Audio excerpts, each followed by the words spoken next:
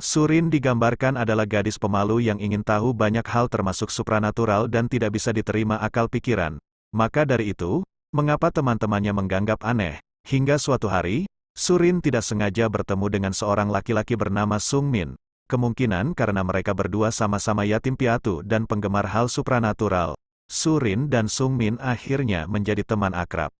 Walaupun berbeda setahun, Sung Min lebih tua daripada Surin. Hal itu tidak menyulutkan persahabatan mereka.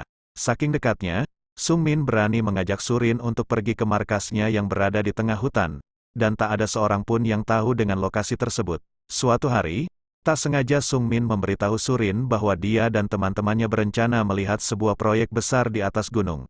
Tentu saja Surin ikut, karena proyek tersebut adalah tempat di mana ayah tirinya bekerja. Awalnya mereka menolak mengajak seorang gadis pergi ke atas gunung. Namun Surin tetap bersikukuh ingin ikut. Akhirnya mereka pun setuju. Mereka berangkat dengan jumlah 4 orang, 3 laki-laki dan 1 perempuan. Mereka terus menelusuri hutan hingga tiba di sebuah proyek.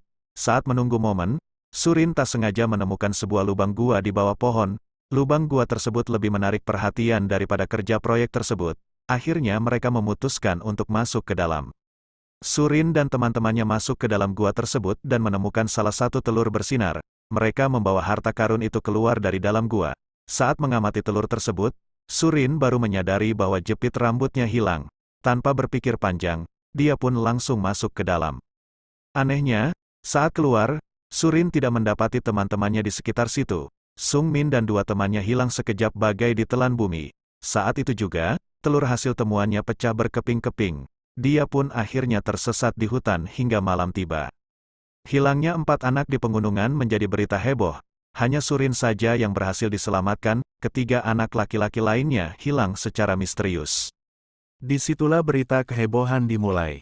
Berhari-hari dilakukan pencarian, tidak ada tanda-tanda keberadaan mereka kecuali 1 anak yang dinyatakan meninggal. Kala itu, Surin tak sengaja bertemu dengan pria dewasa di tengah hutan dekat rumahnya. Pria tersebut mengaku bahwa dirinya adalah Sung Min. Akan tetapi Surin terlanjur ketakutan dan berteriak sejadi-jadinya. Laporan Surin menjadi heboh sekali dan menganggap pria tersebut adalah dalang dibalik hilangnya 3 orang anak secara misterius. Pria tersebut menjadi daftar orang yang dicari oleh pihak kepolisian. Saat keduanya berkejaran, tak sengaja pria tersebut menjatuhkan sebuah buku yang sudah tidak asing lagi bagi Surin. Ditulis di buku tersebut, bahwa Sung Min dan kedua temannya memang memecahkan telur yang mereka temui kala itu karena penasaran. Setelah itu muncullah keanehan. Semua benda bergerak berhenti mematung dan tak bergerak. Apapun yang mereka lempar ke udara akan melayang layaknya gravitasi nol. Burung-burung berterbangan mematung di langit, ombak laut berhenti, aktivitas semuanya berhenti. Awalnya, Sung Min dan kawan-kawan merasa kegirangan karena mereka bisa mengambil apapun yang mereka mau tanpa seorang yang melihat. Lama-kelamaan mereka bosan hidup di bawah keberhentian waktu. Mereka hanya punya satu harapan, kembali normal. Mereka menunggu dan terus menunggu hingga tak sadar penampilan mereka bukan lagi anak-anak. Mereka sudah dewasa, satu persatu mereka semua hilang, dan hanya menyisakan Sung Min. Di saat itu dia berpikir ingin bunuh diri saja karena hanya dia satu-satunya yang hidup.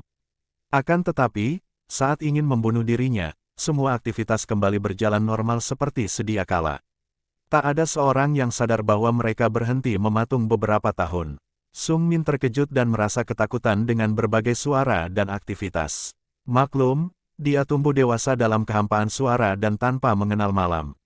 Surin pun mencoba membantu Sung Min beradaptasi dengan lingkungan barunya setelah beberapa tahun mengalami kehentian waktu. Dia mencoba untuk menarik kepercayaan masyarakat bahwa pria tersebut adalah Sung Min. Akan tetapi semua orang tidak percaya, dan menganggap Surin gila. Karena Surin kalah suara, tentu masyarakat percaya bahwa pria yang ditemui Surin adalah penculik. Namun, itu semua tidak benar baginya. Sekuat apapun Surin untuk membuktikannya, masyarakat tetap tidak menaruh kepercayaannya. Apalagi dia masih dianggap anak kecil yang polos. Orang akan susah mempercayainya termasuk ayah tirinya. Pada akhirnya, cerita ini adalah hasil wawancara antara Surin dengan psikolog sekaligus penulis buku. Karena cerita Surin yang menarik, psikolog tersebut meminta izin agar cerita Surin dibukukan.